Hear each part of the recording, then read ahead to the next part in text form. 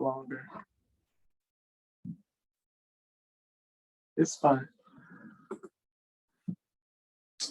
Just allow people to trickle in, and then we'll start. 7:00. And I'd like to call this meeting to order. This meeting is being recorded.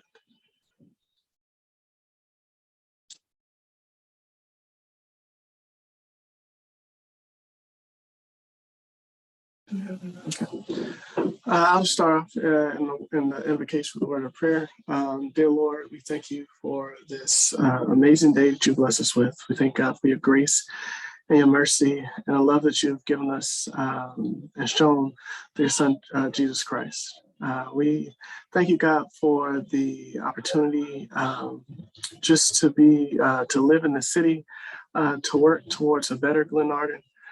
We pray, God, that you would continue to bless this city, help us to be all that we could be, the best that we could be in serving our community, our neighbors. And we just pray, God, that you would bless those in leadership, that you will help us to work cohesively together so that we may serve well. Bless this meeting tonight, may be productive, maybe listen to one another, even if we disagree with different points of views. May we still respect one another and have a productive meeting. In Jesus' name, amen. Okay. Council Clerk, could you do the roll call, please? Hey, hello, everyone. Councilwoman Jones? Here. Councilman Herring? Here. Councilman Hairston? Here. Councilwoman Guillaume? Here. Councilwoman Fareed? Here. Vice President Ferguson? President Curtis? Sorry. Here, Ms. Ferguson is just logging on. I think she's available now. Okay, I'll mark her. We have quorum. Can I have a motion to adopt the agenda? So moved. So Moved Councilman Guillaume, second. second. By Ms. Jones. Discussion? Okay. Madam Clerk, vote to accept the agenda. Councilwoman Jones? Yes. Councilman Herring? Yes. Councilman Hairston?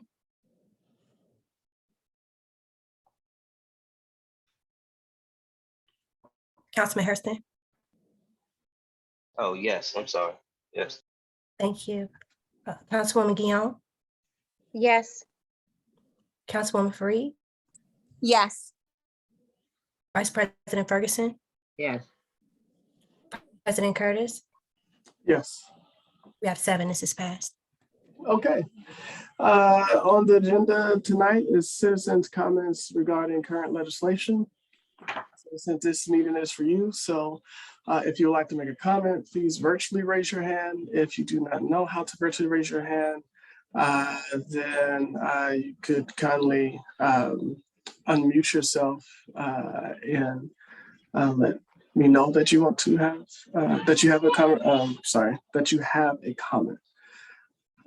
And I see 2 hands raised, so I will start with Ms. Julian Vincent. Did I say that right? Yes, you did. Thank you so much. Thank you. Good evening. And thank you so much for holding this meeting for the citizens to speak. I would like to speak on the resolution to amend the meetings. I am a busy entrepreneur who understands the value of being an informed citizen. And in everything that I do, I try to make sure that I do have all of the information before speaking and making decisions. but I do find it challenging to accommodate multiple council meetings in my schedule. I voted for new council members in the hope that they would lead our city forward with new ways of engaging citizens, because the old ways are just not compatible with the lifestyle that most of us live. I would love to be more involved and believe that a single meeting where all types of citizens' comments can be addressed would facilitate my involvement. I am concerned about the continuity of our city's autonomy if we can't adapt to the changing needs of the citizens. Thank you so much for listening and engaging with me this evening.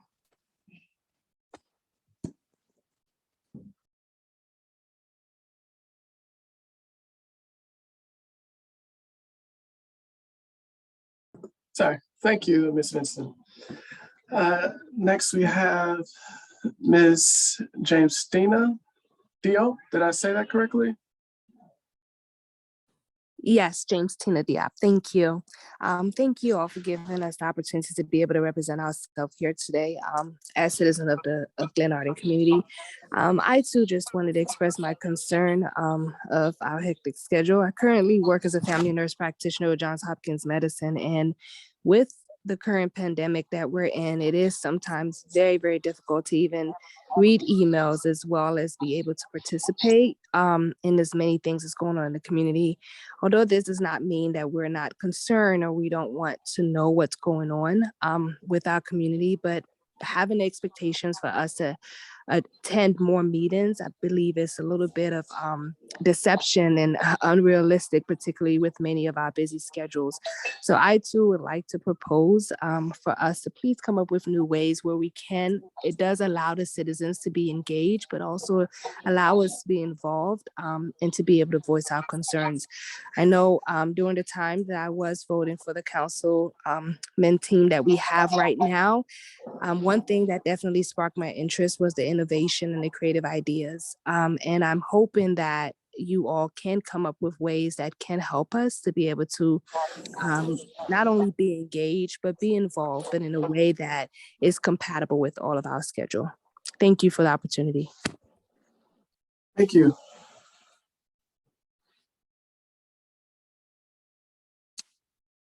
Ms. Wilson.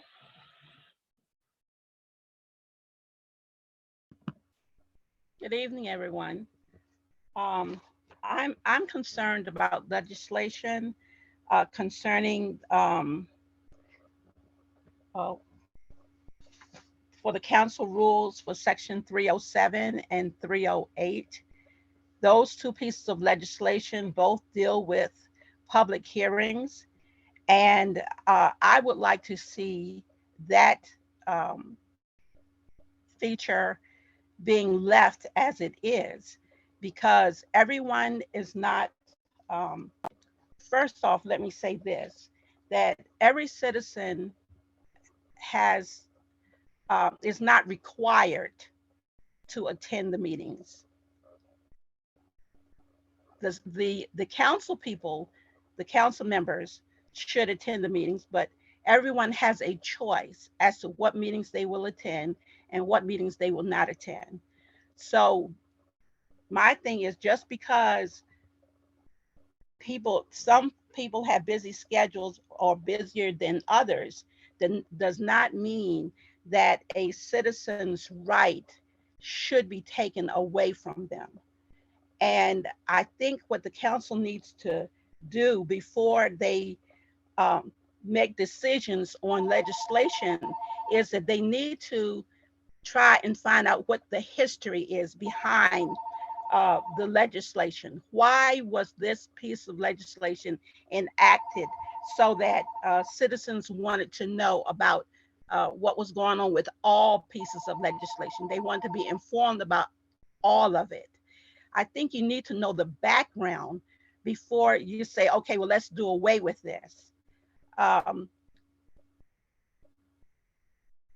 I think that what happened was that you had a runaway council, and you're headed toward having another runaway council if you do away with this, because you are eliminating the citizens from voicing their opinions or their comments on legislation.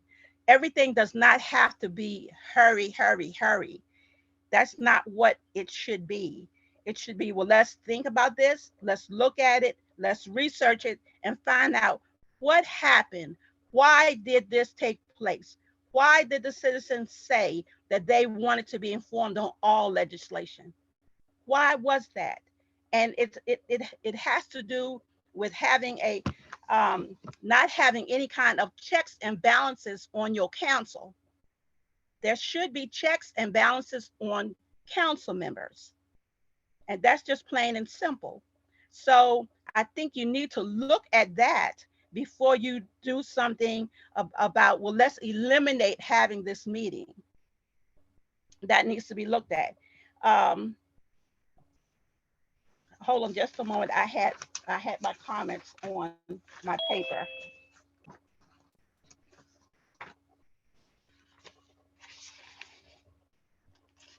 Also on 307, I think you need on number 2 under council organization, it says the council president and other council member check signatories should be authorized, should be the only authorized people to go in to the finance office. I think that should be all council members should have the right to go to the treasurer and ask him questions, because what ends up happening is that one set of council members can go and decide, okay, well, we don't want this person to know about this. We don't want that person to know about that. Everybody should know everything that's going on.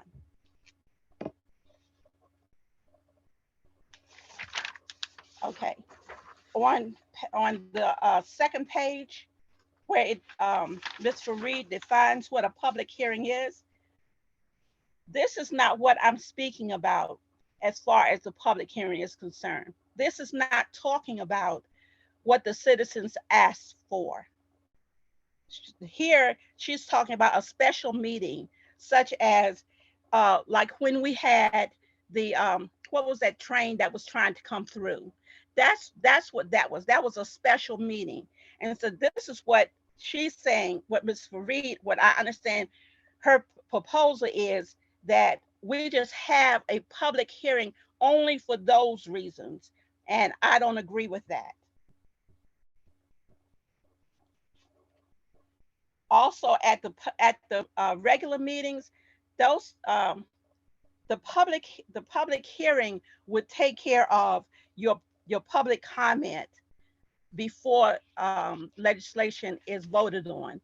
And I'm going to be perfectly honest with you that I do not believe that any council person is going to be, their minds are going to be changed 5 minutes before you have to vote on a piece of legislation, because more than likely you've already got your minds made up on what you're already going to do, how you're already going to vote.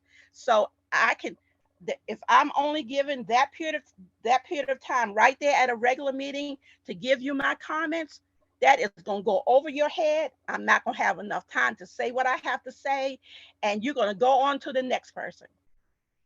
That is not going to change your opinion. Plain and simple. Why? Because one, you don't have time to think about it. You don't have time for it to roll around in your head and you really give it some really serious thought. On 308, again, that's dealing with the public hearing. And look down at the in red, a resolution may be introduced by any council member at any public meeting of the council. And here you're talking about it's in order for you to enact upon it, meaning vote on it. So you end up having the same type of situation that you had when you had a runaway council. So you're coming right back to being that runaway council, that you can come in, drop some legislation on the table. Nobody knows anything about it. Nobody really has time to comment on it. You're coming back to that era. And Councilwoman Fareed is concerned about the number of public meetings that a person can attend. Citizens can attend any council meeting that they so choose. They're not required. Here she said, down here, depending upon on the calendar, the time from introduction to voting is X number of days and requires a citizen to attend 4 meetings. It's not required. Citizens are not required to attend any meetings. That's your choice. That's my choice. And therefore, I really don't see why the number of meetings isn't, and it shouldn't be. Thank you. My thing is, citizens have clearly spoken and let it be known that they wanted to know, they wanted to have, to be able to have input on all legislation. And before you make the changes, find out why that took place. Why did they want that to happen? And also, Ms. Fareed said something the other night that says that other municipalities do it this way and they do it that way.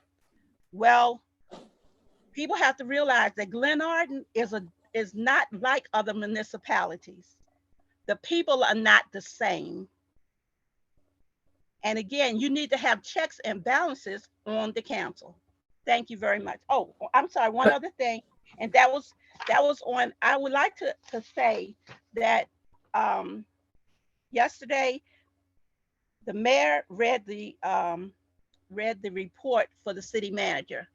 I would like to ask that the city manager give her report so that the citizens will come to know who she is, how she is, the type of person that she is, just from communicating with her. And I have a question on the piece of legislation, Mr. Curtis, that you are sponsoring, and that's dealing with the truck. It has a snow plow on it. And my question is, has a decision been made not to renew our snow removal contract that we've had in the past? Because citizens need to know about the type of services to expect when they're needed. Thank you. Thank you, Ms. Wilson. I do have a question for you, if you don't mind. Are you only able to engage with your elected city officials on meeting days? Am I only able to meet with them at that time, to engage with them? Yeah, correct. At meeting times? Right. No, I engage with my representatives other than meeting times. That's correct. Is it possible for you to engage your elected officials on suggested or pending legislation outside of the meetings? Yes, and I do that. Because if you remember, Mr. Curtis, I have engaged with you. I have spoken to you concerning the legislation. I agree. We've spoken several. I'm sorry, but what I'm saying is not only me, but other citizens as well. So therefore, I'm just not speaking for myself. I'm speaking for other citizens who came together in a meeting, at a public forum, and they said, not just me, they said that this is what they wanted. Because the council was out of control. And when was this? I don't have the date, but it did happen. Was it 4 years ago, 6 years ago? Something like that. Point of order, Council President, it was 2017, 16, 17. Thank you. Thank you, You're welcome. Councilman Jones. So I hear your concerns, Councilwoman. I hear your concerns, Ms. Wilson. I will ask that you engage with Councilwoman Fareed, because I think there's some misunderstandings of the legislation. and that, I hear your concerns, which are valid concerns about your perception of the voice of citizens being lost. But I don't think that that is the basis of Councilman Fareed's legislation. It actually gives the citizens to speak. And, and my apologies that you had to go through so much with 6 years ago with the last council, runaway council.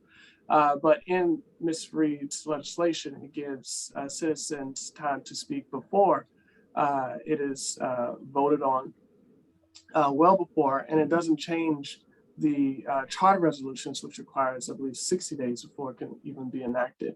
But I completely understand where you're coming from with your perception of it.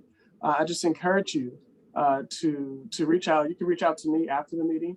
And you can reach out to Councilwoman Fareed so we could properly explain to you what the legislation is, because I think that there's some misunderstandings with it.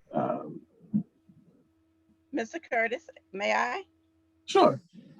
Okay, I don't think that I'm misunderstanding what is trying to be done here. I think perhaps maybe you all are misunderstanding what I'm saying. Okay. And I think by you trying to do this, you're And making I just to interrupt, that was just my, I don't want to make you think that other council members are misunderstanding you. I was just pointing out some clarification. So maybe I'm not understanding, but please. not a problem, not a problem. But I just think that you're making a change to your charter based on what is before me. You're trying to make a charter change. Mhm. Your charter is your law, correct? Isn't your charter your law? Correct. Okay, so with that being stated, if this is made a charter change, which I don't understand why she's trying to make this a charter change, a charter resolution, then you're changing what the citizens asked for. You're changing that because there is a charter resolution on the books that deals with having the meetings on the third Tuesday of the month. Are you aware of that? I'm sorry, say that again. Are you aware that there is a charter resolution that deals with having public hearings on the third Tuesday of the month? I've heard of it, but I've yet to see the legislation. Okay. And that's There is that's of no fault of current council members, or at the very least new council members, because I think I speak for every council member here that they adhere to the charter, but it's not there. So when we speak of, this is, in the charter, and we look and it's not in the charter, there's no fault of our own. It's not there. Okay. There is supposed to be a charter resolution that brought this process about. Okay. And I'm saying that based upon what Ms. Fareed has here, that would change that. You're changing what the law is. Okay. Thank you, Ms. Wilson. You're I welcome. appreciate it. I will also add, though, that, and I respect that in 2016, 2017, that's what citizens wanted. But we've also heard from other citizens who want the opposite. So I just don't want the picture to be painted that all citizens want it exactly how you're saying. There are citizens who don't want as many meetings, which is Okay. fair, Yes. on their end as well. And so let's take that a little further. On the other hand, there are not all citizens who don't want it. They're not all citizens who want to have less meetings. And I think that if you all work it the way that it was intended to be worked, it would be okay. I hear you, Ms. Wilson. Okay, okay. Thank you for hearing me. And just know that although past council members ran away with the council, that does not mean that we will do the same thing. And as long as I'm president, I wouldn't do it, and I don't think the character of anybody here would do that either. Our role is to serve the citizens, and I think everybody that was elected has a heart to do just that. Ms. Dio? And you can correct me if I Yes. got your name wrong. I'm so sorry. No, it's fine. It's Diop, but it's okay. Thank Yeah. you. I guess I had put a comment in the chat because I just wanted to make sure that I also have a good understanding of what Ms. Wilson was speaking towards. Is it the understanding that if we were to have less meetings, that mean we would be less informed? Would there not be other avenues or ways for us to still receive the information or for us to still be able to voice our opinions? No, but Ms. Fareed, do you want to jump in here? Yes, thank you for the opportunity. I just want to just state that the intent of this charter resolution is not to silence the voice of the citizens. Simply put, it is moving the citizens' comments from the third Tuesday to the regular meeting. Charter Resolution 308, Charter Amendment for 308 is a charter resolution because back in 2017, when that resolution was done, it was a charter resolution. So even what was done in 2017 is different than what the original charter or law had. So I think that there's precedent for changing it to meet the needs of the citizens. What this is doing is bringing it together in one meeting that citizens can attend, citizens who want to be involved. In that one meeting, they would be able to provide comments on legislation as well as provide general comments as it relates to the city. Currently, the way that we're structured, if you want to provide comments on, the mayor's report or general happenings in the city, you provide those comments at the regular meeting, which is on the second Monday of every month. If you want to provide comments on legislation, then you need to come to the public hearing, which is on the third Tuesday of the month. So we're not eliminating citizens' comments. We're just creating the scenario where in one meeting, a citizen who wants to be involved can give both comments on legislation as well as give comments on any of the other general happenings in the city. The public hearing, as it currently is in its amended state, based upon the amendment from 2017, does not actually specify when that public hearing is to occur. So it does not say that it is supposed to be the third Tuesday of every month. It doesn't actually even suggest that it needs to be a separate meeting. It just says that, and the purpose of that resolution was to make sure that citizens' voices were captured prior to a vote. That is still being maintained. It is my understanding that the history of why that amendment was done in 2017 is because council members were bringing legislation on the same day that it was voted on. So citizens did not have an opportunity to comment. If you look at the wording in this resolution, the order of it, there's 4 steps. Even if legislation is introduced at a regular meeting, it cannot be voted in that same meeting. It would need to wait until public comment is received and then be voted on. So we are maintaining that. Again, the basic change that we're making here is creating an opportunity for citizens to attend one meeting and provide both general comments and comments on legislation. Also, regarding the definition of public hearing, that is not my personal definition. That is actually the Maryland Municipal League's definition of what a public hearing is. So I don't know if that was the intent back in 2017 for there to be a public hearing in the sense of have a separate meeting. It sounds like that's what has been in practice. But I think other interpretation has been that a public hearing is a hearing of the public on that legislation. So I hope that clears up some of what's been discussed. Thank you, Councilwoman Fareed.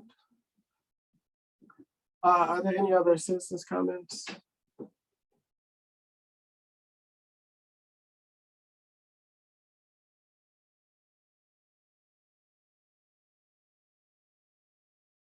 Don't know if,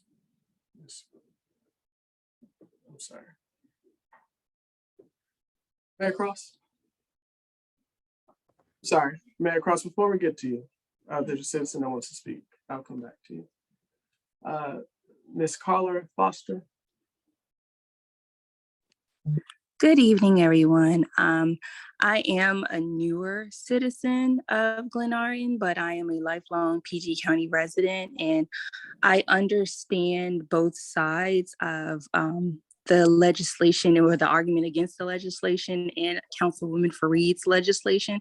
And I understand that the history of the legislation was to, because of the councilwoman's bringing legislation and bringing voting on the same day. But I thought, from what I'm understanding, is that it doesn't elicit comments, as Councilwoman said, but it just happens to be, it moves it to another day, and it gives us the opportunity at the beginning of the meeting to speak, which would in fact help me out, because I thought that you had to attend a certain amount of meetings, and that's just not possible for me because I am a mom of 5, and it's just hard to maintain family and be a, I guess, an attentive citizen of the community of Glenarden. So I don't have a problem with change. That's why I voted for the council as is. And I understand that in the past that things may have gone awry, but I thought the whole purpose was to move a certain mission forward. And forward also, it involves understanding our history, but also moving things forward for all citizens, because Glenarden has expanded. And I think as in such, it should expand to include all citizens of Glenarden. So I am trying to be an attentive Glenarden resident, and I want to understand all parties' issues, but I just thought that change meant just that. And I also would like less meetings to attend. Even if it's not in a charter, it's definitely helpful. Just like Zoom is convenient for everyone rather than sitting for hours in the down on Glenarden Parkway and not really making any headway. Because that was a big problem when we had in-person meetings, to come and sit and either nothing is resolved or, you know, it's more yelling and barking. And I would just like to just sit and have things actually get done. So I thank everyone for their time this evening. Thank you, Ms. Foster. Are there any other citizens' comments?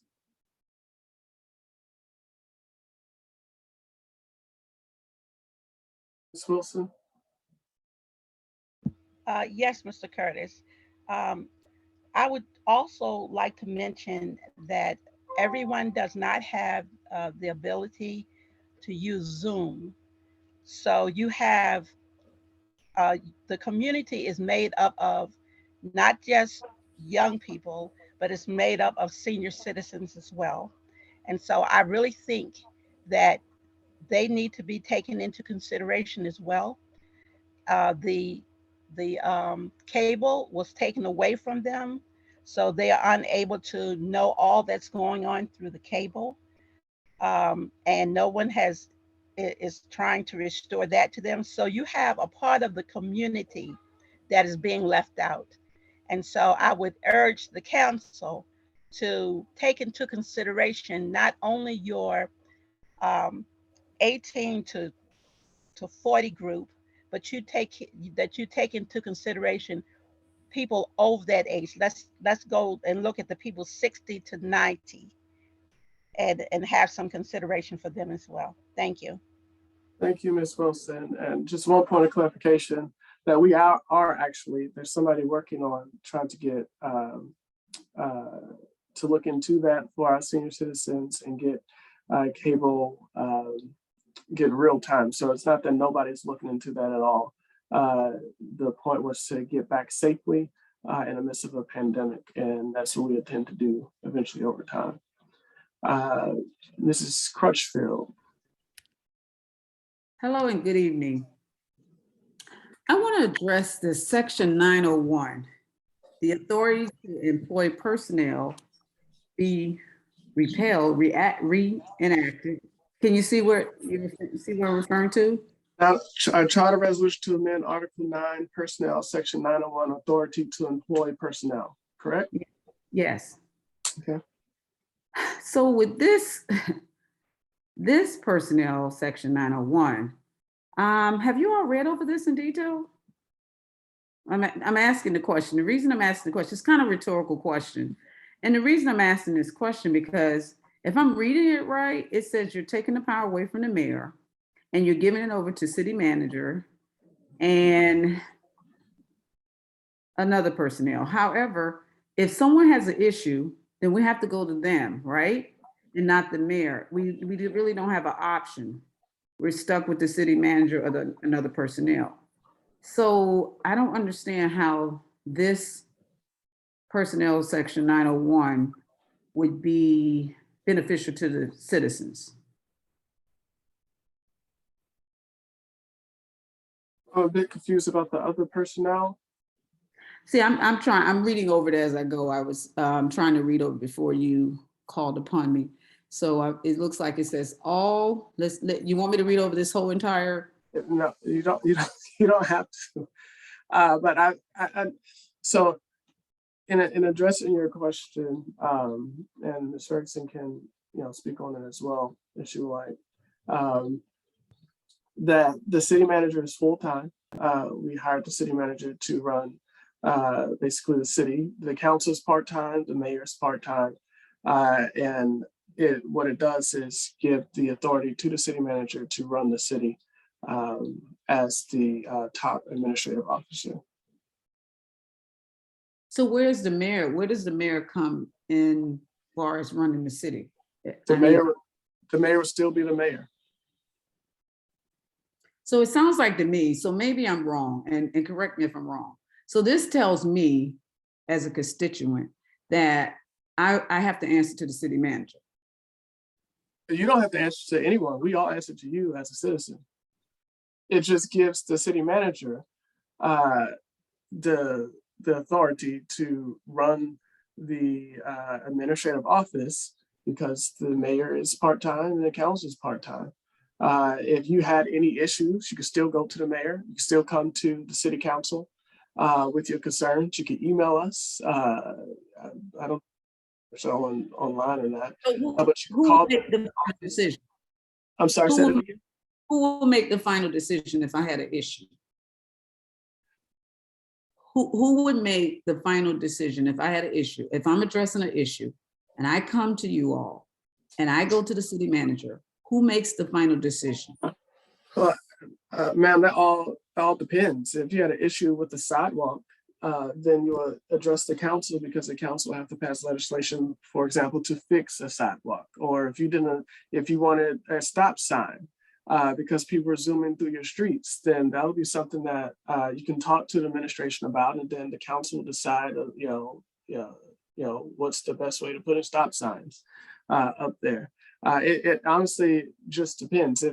If somebody didn't pick up plow your street, for example, during a snowstorm, then you will call the city and you'll make the complaint to the city, and the city manager will make sure that somebody comes down your street and plow your road.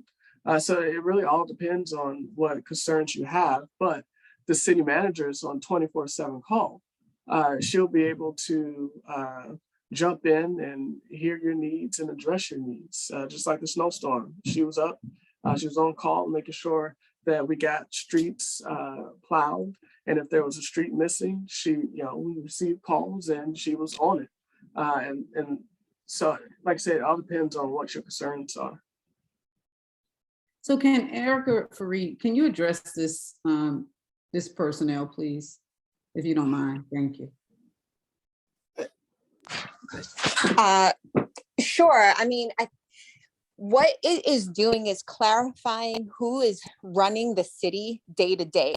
And that is what the city manager's job is. And in fact, in the charter, there are conflicting sections. There's actually 2 sections that say the same thing, but in one section it says it's the city manager's responsibility. And another section, it says that it's the mayor's responsibility. And all this is doing is clarifying that so that it's clear that on a day-to-day for things like, as Council President Curtis said, as it relates to snow plowing, that is certainly something that you can contact your council member about or contact the mayor about. But what happens in reality is we reach out to the city manager because she is responsible for the administration and working with the vendors who have that responsibility to make sure that they're executing on it. So this is just clarifying that. It is not saying that the mayor is not the mayor anymore, or that the council people are not the council people anymore. This is just, the administration, what is the city manager's responsibility. The mayor will still set the strategy. The city manager will still report to the mayor and still execute on the vision and the strategy that the mayor has outlined. This is really, just dealing with the day-to-day operations and employee personnel, that type of, situation, that type of administration matters. Point of order, Council President, if I may. Yes. I just wanted to clearly say that since this is Council Vice President's legislation, if she would be able to provide some insight as to why she proposed it to Ms. Crutchfield, in addition to what Councilwoman Fareed just stated. Yes, I was Thank you. going, I was going there. I didn't know if there was a specific reason Ms. Crutchfield wanted answer from Ms. Reed, but I was definitely going to the person who sponsored the legislation, which is Ms. Ferguson, and co-sponsored by Ms. Jones. Ms. Ferguson. Yes, good evening, Ms. Crutchfield. Good evening to everyone. First of all, this resolution was changed in November 2021, the latter part of 2021. This resolution or charter change is basically changing it back to where it was. The section about the personnel is basically 901 is addressing personnel. This authority was not under the mayor originally. If you look in the charter, Article 4 under Section 404, the mayor's powers, duties are listed there. Even right now, and it's not there, and it hasn't been changed. Also, it's just like, again, this is about personnel. You're talking about 50 or more employees. The city manager originally had the authority over the employees. The mayor has, outside of Article 4, Section 404, she's mentioned she has authorities and duties in 308 B and E, which procedures enacting resolutions and ordinances. 503, where it pertains to her interaction with the city manager. Section 804, 808, 809. It talks about the budget and where she interacts with that. 823, the awards of contracts. 833, removal of from office of directors of offices. 833, treasurer. 907, the chief of police. So it does not take anything away from her, none of her powers that was already originally given to her. Again, like I said, this was changed in November 2021, which it really shouldn't have been changed. And it's actually what it's doing is bringing it back to where it was. Also resolution, the other resolution that talks about Section 502 is doing the same thing. Both of these were changed simultaneously, and they are just being brought back to where they originally was in the charter prior to November 2021. And as far as the citizens and authority and things like this, this is strictly personnel. This does not have anything to do with the citizens. This is supervising and supervision of the city employees, not the citizens. So I have a question. Is the city manager, is she a citizen of Glenarden? No, she's not. Okay, then to me, that's an issue No, it's because, not an issue because of the fact that she she's not working here for the citizens. She is the city manager. She's over, I mean, she does do things in the city also, but this particular right here, this article is just addressing the employees. We have employees of the city and they have to be supervised, and she is there full-time, and they do not need part-time supervision. And this is something that the city manager has done, and that's part of a city manager's authority. And it doesn't have anything to do with being a citizen. It doesn't have anything to do with her job description. This article right here does not dictate her job description. She still has many duties that she has to do within the city, whether it's overseeing the snow removal, the public works, the chief of police, code enforcement, or just the administration period. So this is just one aspect of her job. so at the end of the day, it will be based on members of administration and I guess the city manager. I would also add in their council will make the final decision. If you ask me, according to this, reading this, it sounds like to me, I'm stuck with the city manager making decisions now. And so that excludes the mayor. I mean, I can't see, I hear you, but I don't see according to what I'm reading. And maybe I need to read this again and again, but right now, as it stands, this says, this takes some power away from the mayor. And any city mayor, I have family who's council, and in any city, the mayor is in charge. The council, the mayor really has the final say. And maybe Glenard does it different.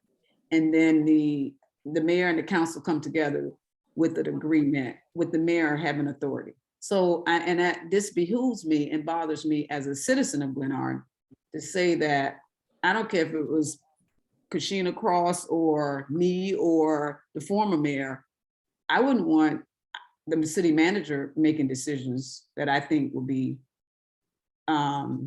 very pertinent to the citizens. Okay, so this was happening, how long have you been in Glenarden? Approximately 3 years. Okay, so this was happening all 3 of your years you were here. This is the way it was. It's like I said, it just changed November 2021. And most cities do not operate. I mean, you have different forms of government. Our form of government is what it is. And so that's how it's been ran. And So why did we decide to change it now? Beg your pardon? Why did we decide to change it in 2021? It wasn't a we, it was one of the past council members did change it. This behooves me, but I'll just say this. This is what I have to say about it. I'm not keen on this, and it's not personal. I just think that right is right and wrong is wrong, and it's not personal. It's not that I love Kashina Cross more than I love you and anyone else on the council, but I see this as like a taking away some power, and we don't want to go there like the city of, and I'm gonna call the name of well, I won't call names, but we don't want to be like other cities. We want to be the best. That's why we have this council now. And so since we have this new council now, we're expecting that the new council will do the right thing. We had some problems previously, although I haven't lived in Glenard but 3 years, but I was in Springdale around the corner. I would come to these meetings and it was a horrible mess. And I don't want to see this anymore. I want us to move forward and just do the right thing for each other and our citizens especially. Okay, thank you. And I appreciate your comment. And I would admonish you to read in the charter, Article 4, Section 404, where it actually addresses, it's the mayor, and it says the mayor power and duties. And you'll see that in there, because this resolution has not been enacted yet. So when you see that, you will see that the personnel is not even under those duties. I would, Ms. Jones, if you wanted to say anything as the co-sponsor, you may.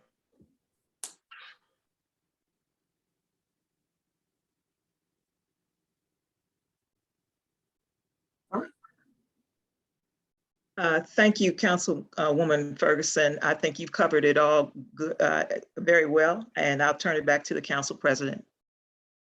Council President, one more time before you speak. If it has not been enacted, I think you all should look at this and have other citizens or whomever need to look over this. And I say that I'm strongly about it because I know another city in our local jurisdiction has taken away their mayor, as well as they've actually excluded their mayor. And I just think it's absurd that we have to do that when you see a mayor or mayors making a difference in the community. Let's not, and I just still haven't no one addressed why was it changed? Why did you change it back? You changed it, then you change it back. So that wasn't addressed. If you can address that, and then I'll be done with my conversation. Oh, Ms. Crutchfield, thank you for your comment. As was previously stated, no one is, hurting the citizens or trying to take away power from the mayor. It's simply allowing the city manager to be the chief administrative officer and be the supervisor of the people she manages every day. And I would encourage you to read the charter. It is available for all citizens.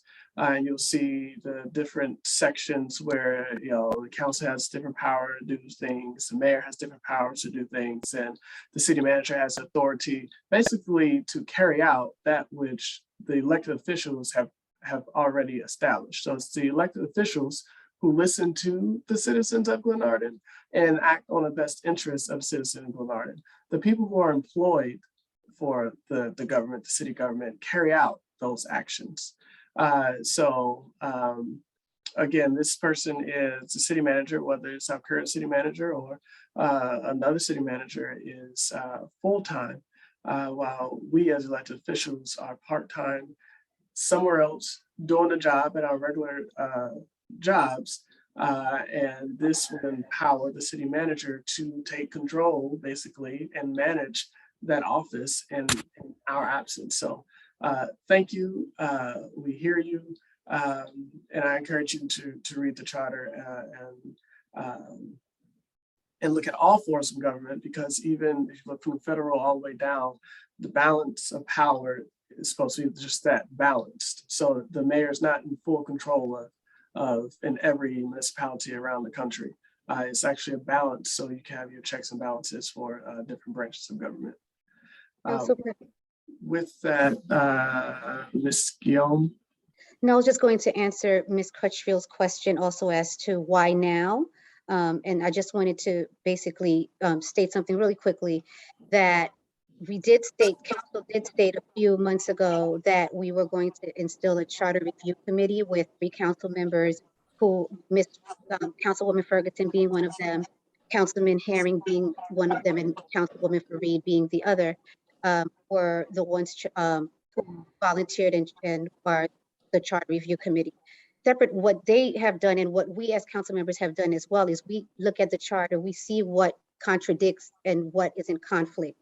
So I'm in agreement with what Council President stated, which is, please look at the charter. Don't just look or listen to some sound bites, because what ultimately you will see is while section 901 is what you're looking at, there's also section 503.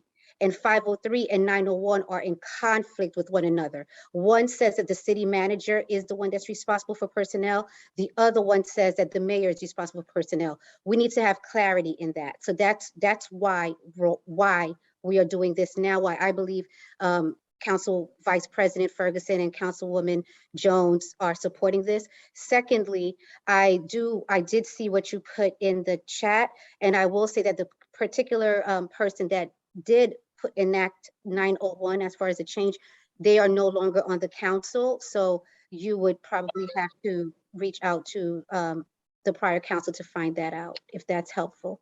And I'm offline, you can always reach out to me as well. Thank you, Council President. Hopefully that was helpful, Ms. Crutchfield.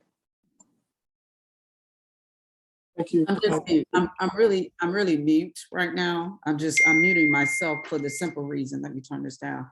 I'm just reading over, and I'm gonna say I'm just kind of dumbfounded.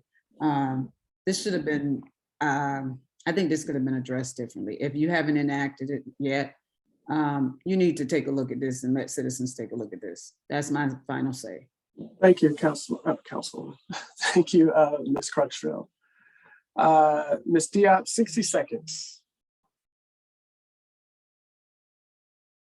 Ms. Diop, you have your hand up. so- Sorry, I was speaking on mute. Apologies. I think most of you guys already kind of covered it, but just going back to what was said about power, it's starting to seem as though it's a power thing versus what's best for the community. Because personally, like with the last snowstorm that we had, if I had an issue with my snow getting plowed, I would like to be able to reach someone right away, not someone who may not be available waiting to the following day. So I think for us to look at it in the perspective of, for instance, if I have a property, I may be the owner of the property, but I may hire a property manager to handle my client's complaint. That does not take power away from me being the owner of the property. And I, can ask that the mayor maybe chime in as well, because it's starting to sound like a power struggle versus operational things that we need to do for our community. And I know as a citizen of this community and being here for a while now, there are things that I see that I would like to get done. And a lot of the time I'm having to wait a little bit too long for them to get done. So having someone on full staff does work in my advantage. And I know Ms. Wilson has spoke a little bit about having checks and balances earlier. And I think this type of situation speaks towards that. Thank you again for the opportunity. Thank you. Well, All right, but with that, are there any other citizens' comments? Ms. Wilson, you have 60 seconds as your final comment.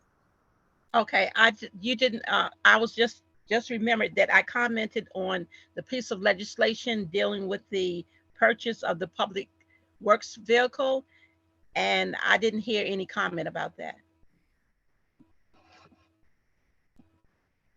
I was asking, had a decision been made not to renew our snow removal contract? No, but the contract is, I believe, is automatically renewed. It was written in the contract. I think it's, it was automatically renewed, if I'm not mistaken. I'm asking, if I may, I'm asking the question because of the equipment that this vehicle is coming with. Mm-hmm. That's why I'm asking the question, because it seems as though it's being, and I know at some point in time, the mayor had commented on us allowing Public Works to do the snow removal.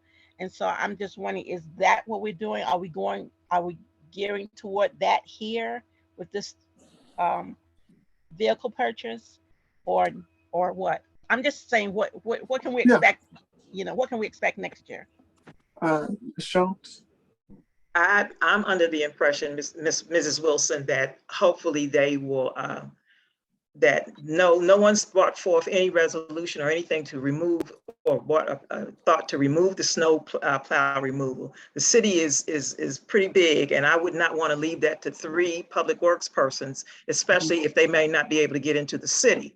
They can have a snow plow, if from what I understand from Public Works, that they have the snow plows so that they can do the municipal center, and maybe somebody that the snow plow might have missed it if they can get into work to do it. But I would not be one to advocate getting rid of the snow removal contract, because the city is pretty big. Those guys get out there the night before at 2 and 3 o'clock in the morning. They're salting, they're sanding, they're out there waiting, they're watching. And this is what they do. We have a great snow plow removal system. I would not want to leave that to 3 people in Public Works to come in and do our whole city. We don't even have that kind of overtime to pay, overtime monies to pay for that type of service from Public Works. So I would be an advocate of not getting rid of the snow plow. And I'm hoping this is what the administration is gearing to. And I think that snowplow that we have now, the contract we have now is going to be, we're going to have to renew it before the 2022 snow season comes into fruition, because I think we only renewed it for a year, if I'm not mistaken. Thank you. Thank you. Thank you, Councilwoman Jones. Thank you for your comment. Thank you very much for clarification. And thank you, Ms. Wilson. And since this is been sponsored at the request of administration, I'll let the mayor chime in. Thank you, Council President, and thank you, former Councilwoman Wilson, for your inquiry. The intent is not to get rid of that contract. In fact, the intent is to continue to preserve the snow removal contract. There's no way for our administration to handle the amount of snow that dumps initially. So you're absolutely correct. We must maintain that, and I do advocate with you on that. For the snow plow, though, what we have in budget already allocated is the continuation and maintenance. Our 3 personnel can perform continuation and maintenance. Whenever we employ that snow contract, it literally hits us at about $1,600 a day. So, I mean, you can see that adds up fairly quick if they're just doing minimal maintenance. So that's where our public works can step in and do some of that minimum maintenance. The initial snow flow is going to have to be under the contract. Thank you for that question. Thank you, Mayor Cross. Any other citizens' comments? Okay. Without seeing any hands, I would like to thank everyone for coming to the meeting. Forgive me. You told me to wait till after the citizens' comments. I did have some comments, Council President, if that's okay. Mayor Cross. Thank you so much. So I do have a comment relative to the administrative command and control. Council President, you made a comment about the Chief of Police. I will say this for the record, I do not believe the Chief of Police falls under the city manager. The Chief of Police has to fall under the executive lead of the city, as well as the treasurer, because both of those, they work with the city manager to ensure that the city has what it needs to function and fully operate. Those are 2 roles that I see independent, and they need to fall under the mayor, primarily because of the nature of their business. Second point, relative to the administration, you have that the hiring of the administration comes directly from the city manager to the city council. So with that, then you have directors working, and it is the mayor's responsibility to oversee that policy is actually being enacted in accordance to the legislation that's being put forward. So I do have concern about that. Before, the legislation allowed for the mayor and the city manager to work together based on the hiring of the directors, particularly the directors, not the staff that's within, that's part of the supervisory piece of the directors. But those 2 roles, particularly the police, chief of police, and particularly because the treasurer and the nature of their business should fall under the executive role, and that's with partners, if you will, with the city manager, not reporting to. Now, my last point is, what is the recourse within the administration currently if the persons that are in the administration have an issue with a director, city manager, or whatever? They can appeal to the mayor currently. Are you saying that doesn't exist anymore? Because there has to be an appeal process for employees in our form of government, the way we run it. Thank you for answering those questions. Thank you, Mayor Cross. And I would just like to say that nothing has changed with that. There still is a formal appeal process in the city of Glenarden. Is in the charter. That's why I encourage citizens to read the charter, because Ms. Ferguson's resolution does not change any of that.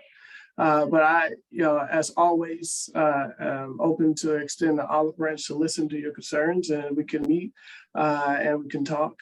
But as stated before, the legislation doesn't currently remove power from you. I think your power stays intact. And so this is not a power struggle. This is just to streamline, as Ms. Guillaume said, the charter, because there's contradictions in there. And we're trying to do what's best for the citizens in streamlining the process, having the charter reviews, proposing charter reviews, and doing what the citizens of Glenarden elected us to do as a council to make decisions that we think is in the best interest of the citizens, and at the same time maintaining power, maintain the balance of power. Because all power doesn't lie with the council, all power doesn't lie with the mayor, and all power, well, virtually no power lies with the city manager. She really carries out what us as elected officials come together and decide on. So with that, I appreciate everyone attending the meeting.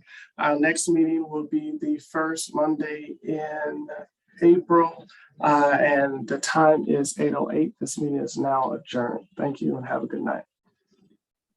Good evening. Good evening. Good night. Good night. Good night.